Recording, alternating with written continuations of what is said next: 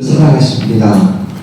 우리 옆에 계신 분들, 앞뒤에 계신 분들, 주위에 계신 분들, 주님의 이름으로 사랑해 주시고 축복해 주십시오. 감사합니다. 감사합니다.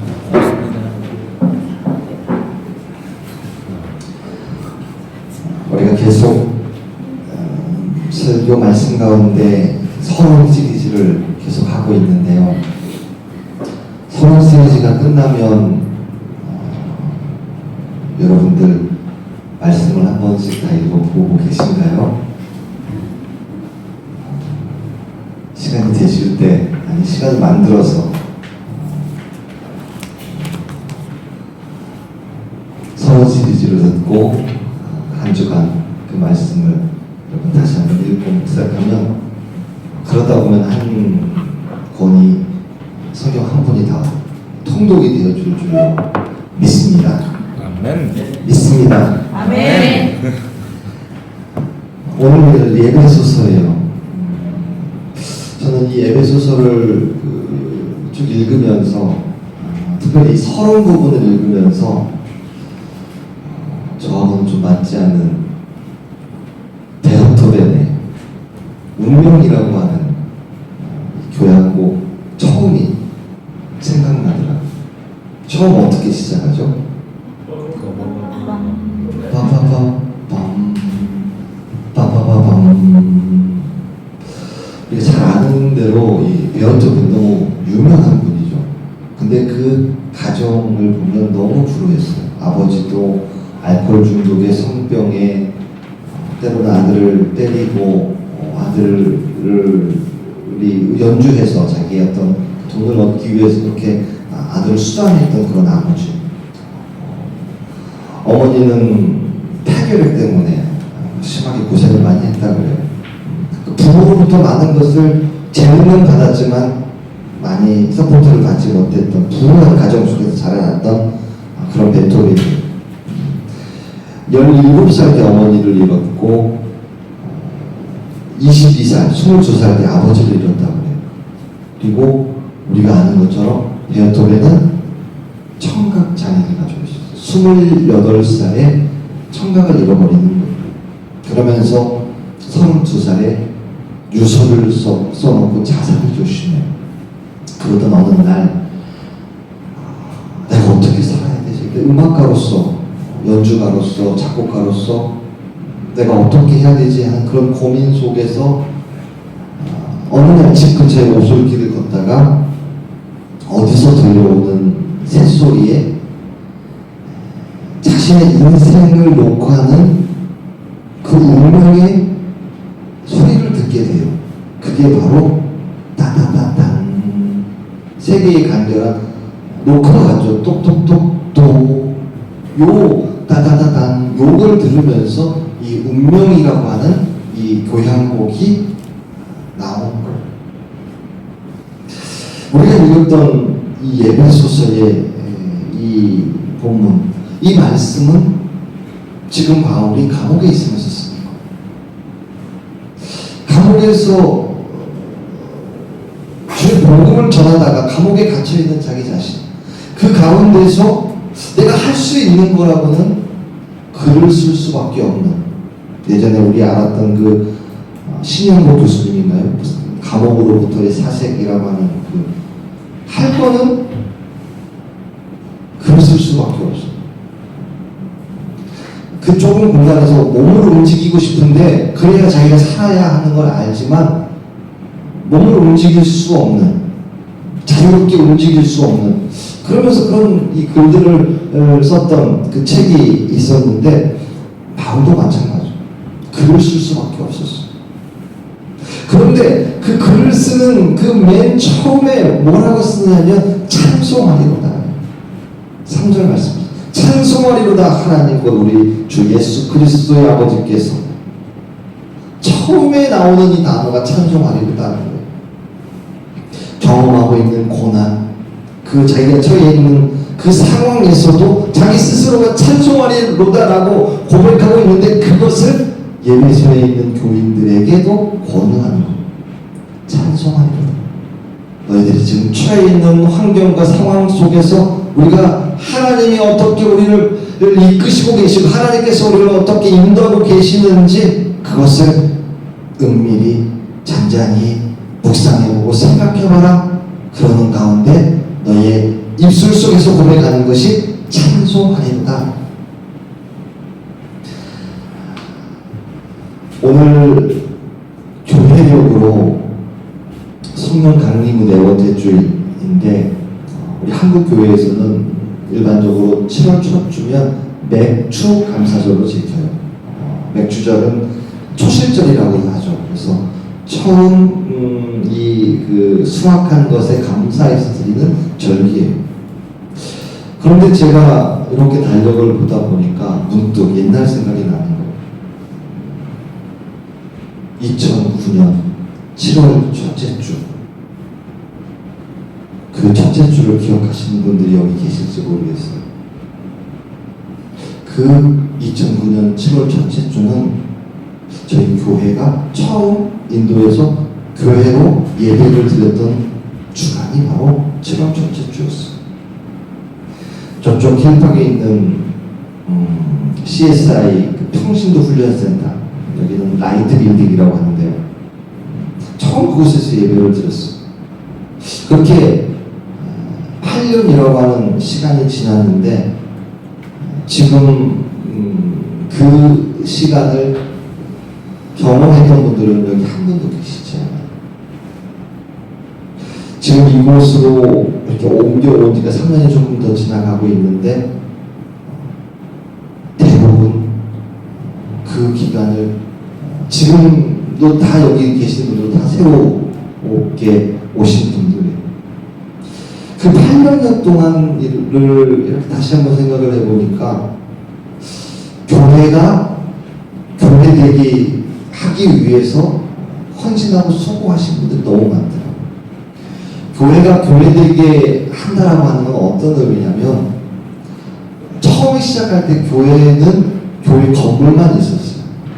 근데 우리가 다 아는 것처럼 교회는 건물이 아니라 교회는 두세 사람이 그리스도 이름으로 모여 있으면 그것이 교회예요. 그러니까 교회가 교회되게 하기 위해서 여러분들이 오셔서 많은 분들이 기도해 주시고 헌신해 주는 가운데 이 교회가 교회되어가게 만들어 주셨어요. 그걸 생각해 보면 처음 그때를 생각해 보면 지금은 우리 이 드림 교회가 얼마나 하나님에게 축복을 받는지 몰라요. 예수를 핍박하던 이 사울이 예수 그리스도의 사도로 바울이 된 것은 고린도전서 5장 10절에 고백하는 것처럼 오로지 주의 은혜가 아니고서는 불가능했다라고 고백해요. 교회가 교회되게 하는 거, 하나님이 보내주신 동역자들, 하나님이 보내주신 협력자들, 조력자들이 있었기 때문에 교회가 교회되게 했던 그 은혜가 있었다고 한다면 바울이 핍박자였던 사울이 하나님의 종이 되어지고 그리스도의 사도로서 사도된 바울이 될 수 있었던 것은 주님의 은혜가 아니고서는 가능할 수 없었던 거예요. 바나바 같은 협력자가 있었어요. 디모데 같은 믿음의 형제가 있었어요. 누가와 같은 선교의 동역자가 있었어요. 가는 곳마다 바울이 가는 곳마다 하나님께서 바울과 함께 하시고 바울을 통해서 이적을 주시고 기적을 주시고 그걸 통해서 하나님의 은혜를 감당하게 만들었다는 거예요. 그런 바울에게 지금 로마의 감옥에 갇혀 있지만 나는 3절에 고백하는 것처럼 나는 주님을 찬양하지 않을 수 없다라고 이렇게 고백하는 거예요. 여러분, 우리들 인생 가운데 하나님이 보내주신 선물들, 또 귀중한 사람들 많아요. 특별히 우리가 어렵고 힘든 이 운동의 이 생활을 겪으면서 하나님의 은혜와 뜻을 발견하고 이 모든 것을 통해서 하나님을 찬양하고 주님을 찬양할 수 있는 오로지 주님의 은혜가 아니고는 불가능합니다. 이렇게 찬양할 수 있는 저와 여러분들 될 수 있기를 주님의 이름으로 축원합니다. 예배소서는 바울이 예배소에 있는 교인들에게 보내는 편지예요. 예배소는 그 지역은 그 당시에 무역의 중심지였다고 그래요. 그래서 거기에는 뭐 수출도 많이 되고 수입도 많이 되면서 아주 큰 사건이 형성된 곳이었다고 해요. 사람이 모이고 돈이 모이고 경제적인 중심지가 되다 보니까 거기에 또 하나 종교적인 중심지가 되죠. 그곳은 그 세계 그 7대 불가사의 중에 하나인 아드미 신전이 그곳에 자리 잡고 있었어요. 그리고 그 신전뿐만 아니라 무려 25,000명이나 한꺼번에 들어갈 수 있는 대형 극장이 세워져 있는 아주 발달된 도시. 우리가 사도행전 19장, 20장을 보시면 바울이 에베소에서 사역했던 그 이야기들이 쭉 나오고 있어요. 19장, 20장을 보시면 바울이 에베소에 잠깐 들러서 그 회당에서 말씀 전하다가 3차 정도 선교 여행 되죠.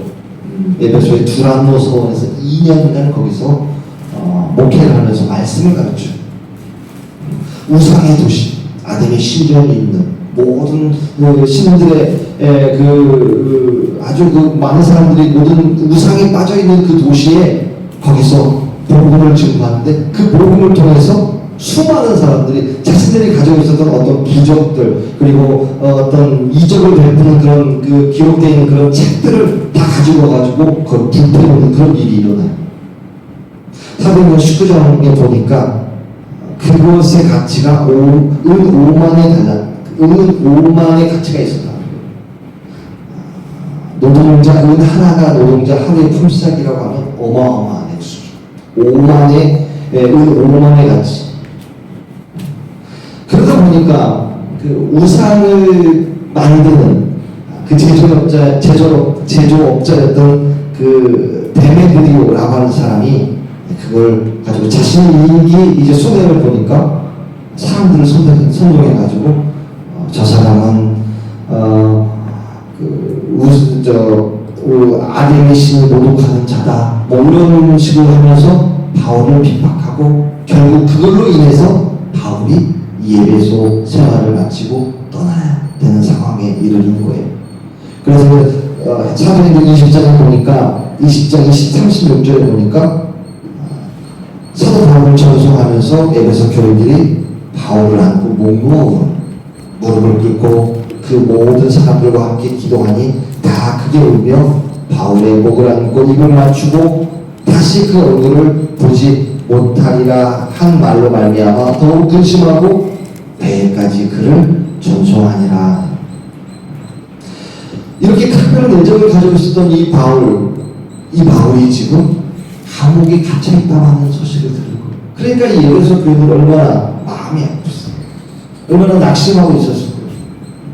그런 에베소 교인들을 향해서 바울이 편지를 써요. 그러면서 찬송하리로다 하고 시작해요. 그리고 마지막에 보면 여러분 한 번쯤은 들어봤을 법한 그 말씀이 기록되어 있어요. 하나님의 전신 갑주를 취하라.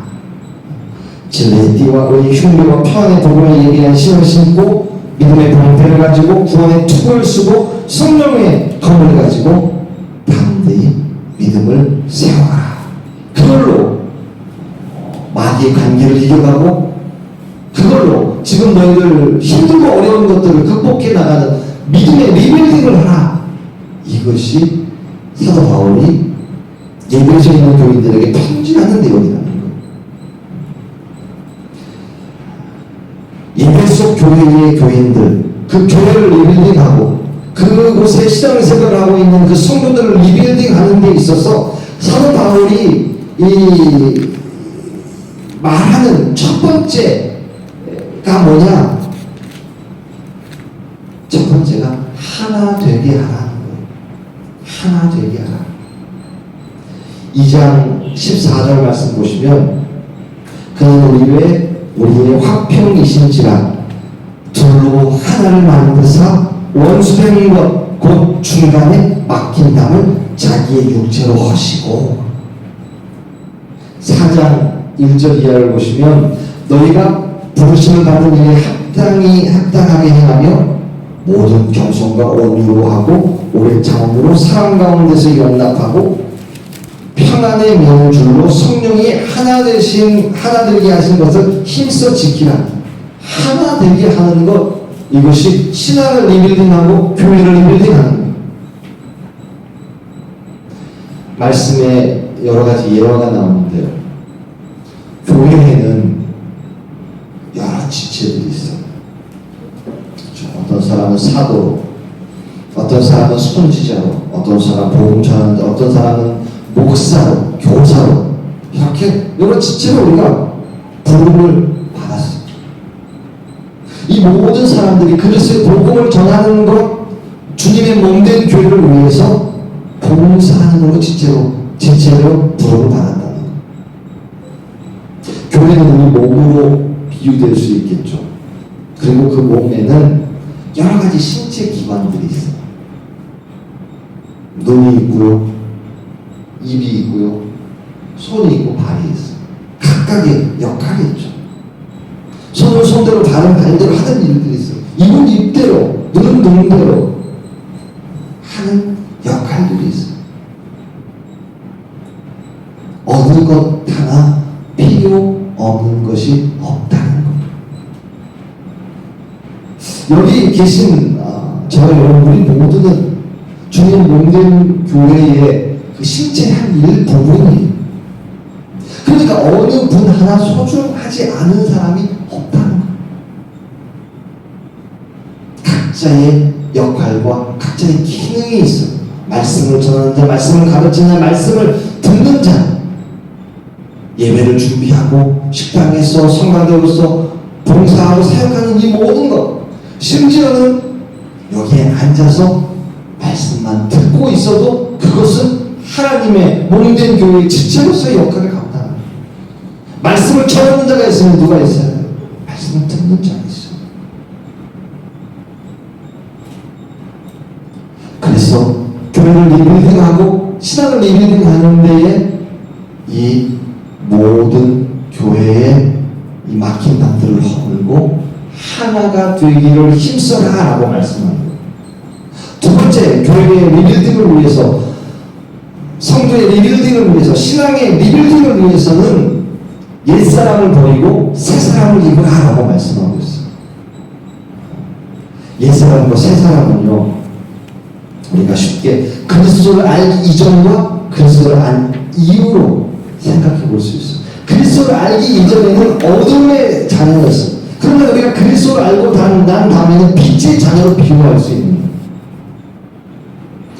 어둠의 세계는 오늘 말씀, 바울이 계속해서 일관되게 말씀하고 있는 이 어둠의 세계, 어둠의 상태는 율법 아래 속해 있는 자라는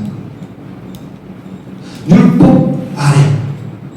그러나 그 율법을 벗어나서 그리스도를 통해서 그 율법의 어둠을 벗고 그리스도를 통해서 새로운 빛을 받는 것, 이것이 한결되게 바울이 말씀하고 있는 거예요.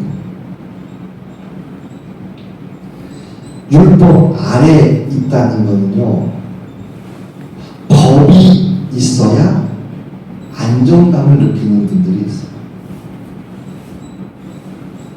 법이라고 하는 테두리 속에 내가 있어야 내가 안정된다라고 하는 느낌을 받는 그런 분들이 있어요. 율법대로 살면, 법만 지키고 살면 우리는 구원을 받을 거라고 생각하는 분들이 있어요. 그러나 그리스도를 통해서 거듭난 새로운 사람은 법 때문에 새 생명을 얻는 게 아니라 그리스도 때문에 새 생명을 누리는 거예요. 법 때문에 내가 누구를 누구를 사랑한다. 법에 사랑을 사랑하라는 법이 있으니까 내가 사랑을 사랑한다. 법에 지배되는 사람. 그러나 내가 예수님으로 인해서 누구를 사랑한다라고 하면 나는 예수님의 사람이 되어준다. 법대로 일본이라는 나라를 이렇게 생각해 보면 법대로 법을 지키고 살아가는 법을 아주 잘 지키는 그런 사회로 생각이 되어져요. 그래서 모든 게 매뉴얼 속에서 착착착착착 이루어지는. 근데 그 매뉴얼을 벗어날 수 있는, 그 매뉴얼을 뛰어넘을 수 있는 그런 나라, 저는 우리나라가 그런 나라가 아닐까 생각이 되어져요. 법 때문에 내가 사랑하는 것이 아니라 예수님의 사랑을 내가 받아봤기 때문에 나는 예수님의 사랑을 실천하겠습니다. 그 예수님의 사랑을 내가 따라 살겠습니다. 그래서 내가 사랑하는 것, 그것이 더 자유, 그것이 바로 빛의 자유라는. 아는 그 목사님 한 가정이 자기 자녀들이 둘이 있는데 또 한 명을 입양해서 키우시더라고요. 아니 우리가 낳은 자녀들 키우는 것도 힘든데 어떻게 남의 애를 이렇게 데려다가 그렇게 키우는지 옆에서 보니까 그 보통 어려운 일이 아닐 것 같은데 하는 그런 마음이 들어요. 시골의 조그마한 교회를 섬기시는데 그래도 자신의 아들들의 또 하나를 데려다가 그렇게 키워요. 제가 그 입양해서 키운다는 말을 듣기 전까지는 전혀 차이를 느끼지 못했어요. 똑같은 아이들처럼 그렇게 키우시고 또 큰 애들이 그 새로 입양한 아이들 너무 잘 대해줘요. 어떻게 그렇게 어려운 결정을 하셨어요? 이렇게 했더니 이거 그거 뭐 아무것도 아니에요. 어떻게 그게 아무것도 아닐 수가 있겠어요? 근데 그 말의 뜻이 뭘까요? 하나님이 부족한 나를, 부족한 우리를, 고아된 우리를 하나님의 자녀로 입양시켜 주셔서 나를 하나님의 아들이라 하나님의 딸이라고 삼아 주셨는데 그거에 비하면 내가 아이 하나 데려다 키우는 이거 아무것도 아니에요. 이런 뜻을 들려줬어요.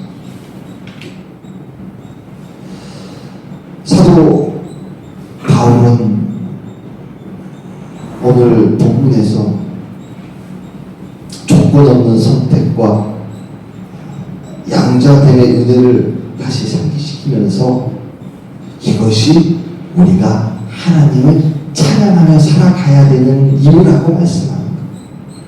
우리 6절 다시 한번 보실까요? 이는 그가 사랑하시는 자 안에서 우리에게 거저 주시는 바 그의 은혜의 영광을 찬송하게 하려는 것이다. 다시 한번 상기시켜주십시오. 율법으로 사랑하는 데는 한계가 있어요. 그러나 내가 예수님에게 받은 사랑을 우리도 갚으려고 내가 따라가려고 살아가기 시작하면 그 사랑이 가능하게 되어져요. 지난주에 여기도 보신 분들이 계실 줄 아는데요. TBS에서 TCS에서 네? CTS요. 크리스천 CTS 맞죠? 난 여기다 CTS를 적어놨는데 잘못. CTS 크리스천 텔레비전 시스템. 김정기 목사님이 딱 나와가지고 인터뷰를 하는 그 프로그램이 있었어요.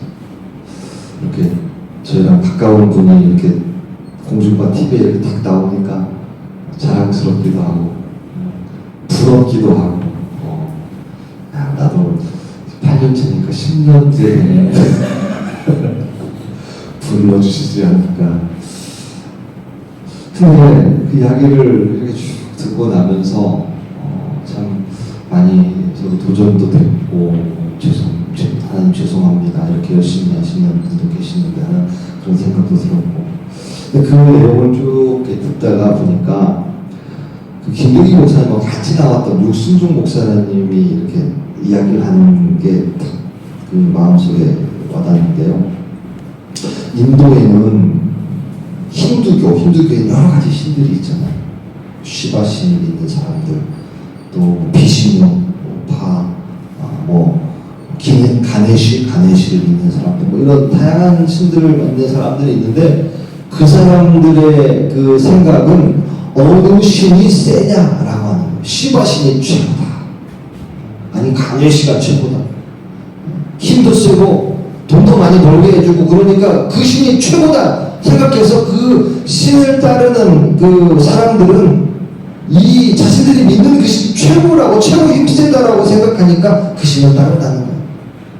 그런데 비하면 우리 기독교의 예수님은 힘없이 무기력하게 채찍에 맞고 십자가에 달려 죽는 그 예수님을 보면서 그 사람들에게 어떻게 예수를 전할까, 어떻게 예수를 증거해야 될까라고 하는 그 질문 속에서 그 예수님은 힘을 가지고 최고의 신이라는 걸 보여주는 그런 신이 아니라 예수님은 사랑을 통해서 모든 것을 허용하고 모든 것을 품어내는 그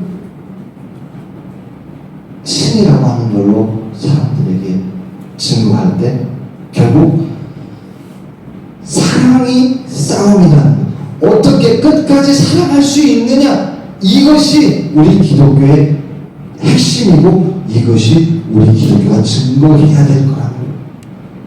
저는 그 얘기를 들으면서 사랑으로 힘센 자를 이기시는 예수님, 끝까지 그 사랑을 지켜나가고 끝까지 우리가 그 사랑을 실천해 나갈 때 아무리 힘센 신들이 있다 할지라도 이것이 선교를 성공시키고 선교 복음을 증거할 수 있는 힘이 될 거라는 것을 저는 다시 한번 생각하게 되었어요.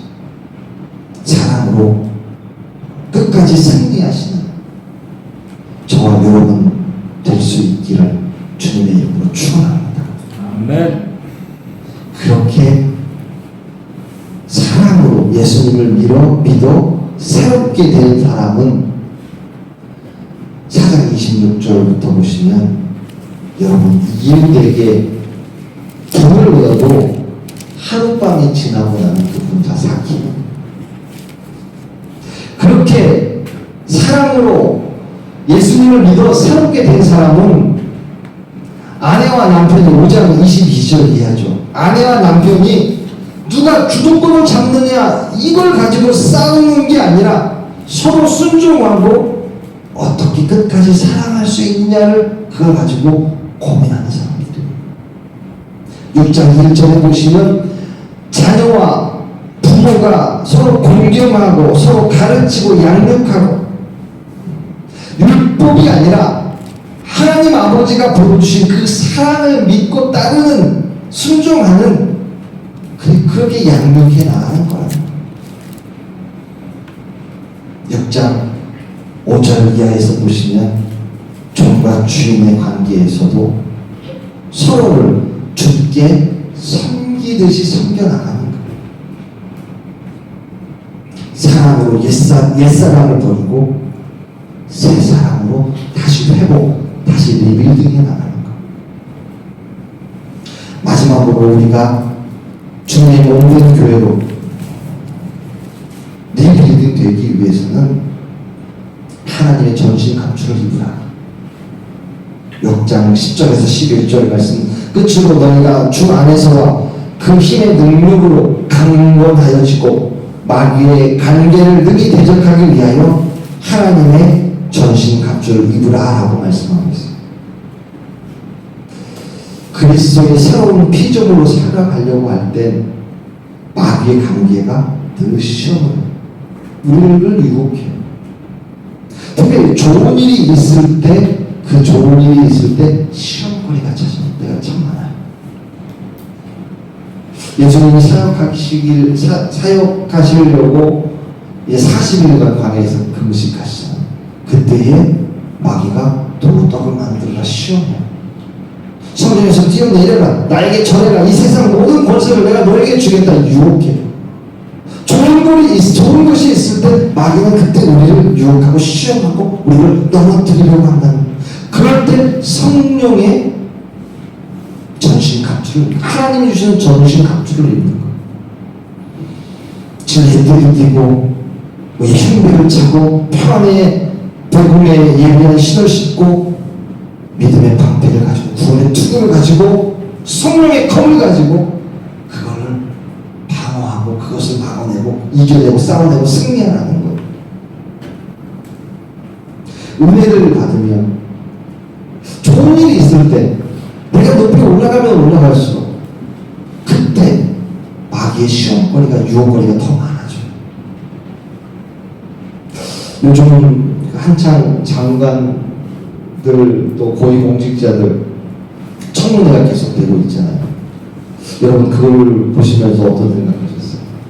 저는 그 로마서 3장 10절에 기록된 바 의인은 없나니 하나도 없으며 라고 하는 말씀이 자꾸 생각나더라고요. 올라가면 올라갈수록 높은 위치에 가면 위치에 올라갈수록 더 유혹이 많고 더 시험거리가 많아요.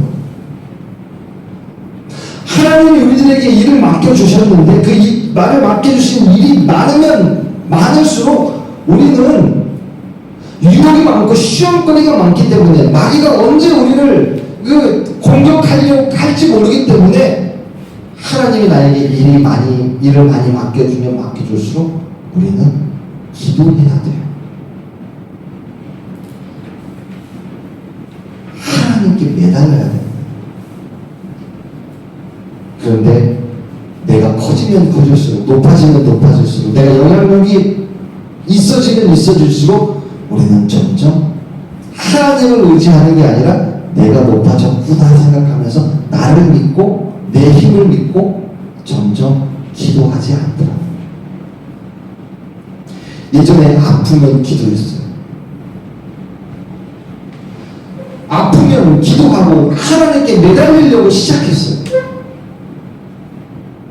저도 처음 여기에 와서 아프면 기도하기 시작했어요. 병원도 제대로 못 잡고 할 때는 조금만 아파도 기도하자가 먼저 나왔어요. 저 오지 시골